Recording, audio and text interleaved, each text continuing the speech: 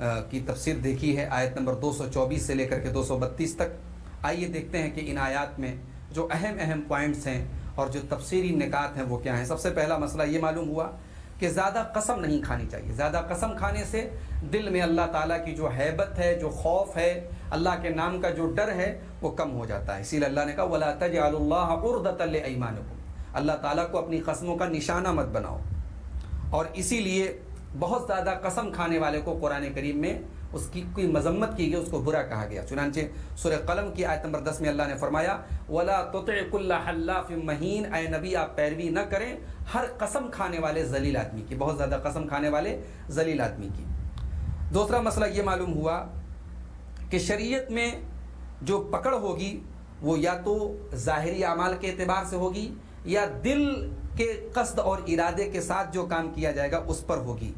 جو جان بوجھ کر کے جو کام کیا جائے گا اس پر ہوگی، جو جان بوجھ کر کے نہ کیا گیا ہو اس پر پکڑ نہیں ہوگی۔ اسی لیے اللہ نے قسم کے بارے میں کہا لا یؤاخذکم اللہ باللغو فی ایمانکم ولکن یؤاخذکم بما کسبت قلوبکم، جو تم بیکار قسم کھاتے ہو، بات بات پہ تقیہ کلام کی طرح قسم کھاتے ہو، اس قسم پہ تمہاری پکڑ نہیں ہوگی، لیکن جو دل کے ارادے کے ساتھ قصدن جان بوجھ کر کے جو قسم کھاتے ہو اس پر تمہاری پکڑ ہوگی۔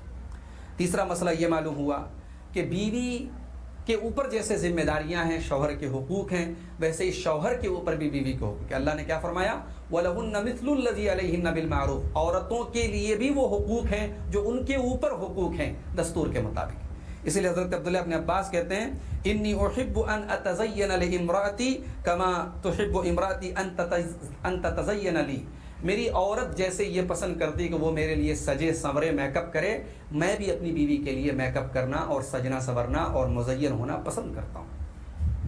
اور اس کے بعد حضرت عبداللہ ابن عباس نے یہی آیت پڑھی وَلَهُنَّ مِثْلُ الَّذِي عَلَيْهِنَّ بِالْمَعْرُوفِ۔ ایک مسئلہ یہ معلوم ہوا کہ جو رجعی طلاق ہے، جس طلاق کے بعد شوہر رجوع کر سکتا ہے وہ 2 مرتبہ، الطلاق مرتان، تیسری طلاق کے بعد اب رجوع نہیں کر سکتا ہے، اس کے بعد جو ہے دو طلاق دے دیا تو اب یا تو رکھو یا پھر تیسری طلاق دے کر کے چھوڑ دو۔ ایلا کا مسئلہ معلوم ہوا کہ 4 مہینے سے زیادہ اپنی بیوی سے دور رہنے کی قسم نہیں کھا سکتا۔ 4 مہینے سے زیادہ اگر کوئی اپنی بیوی سے دور رہنے کی قسم کھائے گا تو 4 مہینے تک ویٹ کیا جائے گا۔ اس کے بعد شوہر کے سامنے 2 آپشن ہیں، یا تو بیوی کو طلاق دے یا بیوی سے دوبارہ تعلق قائم کرے۔ ایک مسئلہ یہ معلوم ہوا کہ عدت کے دوران شوہر کو اپنی بیوی سے رجوع کرنے کا پورا حق حاصل ہے، حتیٰ کہ عدت کے دوران عورت اس کی بیوی ہی کہلائے گی، اگر شوہر مر جائے تو بیوی اس کی وارث بھی ہوگی۔ عدت یعنی طلاق رجعی کی جو عدت ہوتی ہے اس کے دوران نہ تو کوئی بیوی اس عورت کو نکاح کا پیغام دے سکتا ہے، نہ وہ عورت کہیں اور نکاح کر سکتی ہے۔ یہاں ایک بات یہ بھی معلوم ہے کہ اللہ تعالیٰ نے کہا وَلِلرِّجَالِ عَلَيْهِنَّ دَرَجَةٌ، مردوں کو عورتوں کے اوپر ایک درجہ اور فضیلت حاصل ہے۔ تو فطری طور پر، نیچرل طور پر اللہ تعالیٰ نے مرد کو کچھ خصوصیات سے نوازا ہے، اس کی بنا پر وہ عورت کے اوپر ایک فضیلت رکھتا ہے۔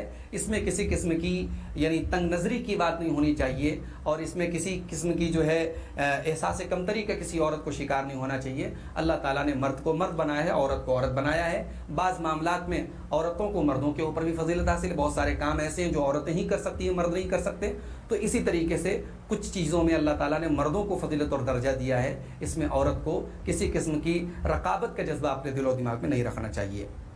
خلا کا مسئلہ بھی معلوم ہوا کہ اگر عورت شوہر کے ساتھ نہیں رہنا چاہتی ہے تو مہر کے عوض یا اس کے علاوہ کچھ مال کے عوض وہ شوہر سے علیحدگی اختیار کر سکتی ہے۔ اسی طریقے سے حلالہ کا مسئلہ معلوم ہوا کہ جو ہمارے یہاں حلالہ رائج ہے، یہ اس کی شریعت میں کوئی جگہ نہیں ہے، یہ حرام ہے۔ اللہ کے رسول کی حدیث لعن اللہ المحلل والمحلل له، حلالہ کروانے والے پر اور جس کے لیے حلالہ کروایا گیا ہو، دونوں کے اوپر اللہ کی لعنت ہو، اور اس کو کرائے کا سانڈ بھی کہا گیا ہے۔ اسی طریقے سے یہ بھی معلوم ہوا کہ شرعی احکام میں مذاق نہیں کرنا چاہیے، خاص طور سے نکاح اور طلاق اور رجوع کے معاملات میں مذاق نہیں کرنا چاہیے۔ اگر کوئی مذاق میں بھی طلاق دے دے تو طلاق واقع ہو جائے گی۔ اور آخری مسئلہ یہ معلوم ہوا کہ عورت کے لیے نکاح میں ولی کا ہونا شرط ہے۔ بغیر ولی کے اگر کوئی عورت بھاگ کر کے شادی کر لے، کورٹ میرج کر لے، شریعت میں ایسے نکاح کا کوئی اعتبار نہیں، ایسے نکاح کو کاؤنٹ نہیں کیا جائے گا۔ تو ناظرین، قرآن کریم کے دوسرے پارے کی تفسیر کا یہ سلسلہ چل رہا ہے، 2 ایپیسوڈ ابھی آپ کے سامنے اور باقی ہیں انشاءاللہ، اور اسی کے ساتھ یہ دوسرے پارے کی تفسیر مکمل ہوگی۔ اللہ سے دعا ہے رب العالمین قرآن کریم کو پڑھنے کی، سننے کی، سمجھنے کی توفیق عطا فرمائے، آمین۔ वस्सलामु अलैकुम वरहमतुल्लाहि वबरकातुहू।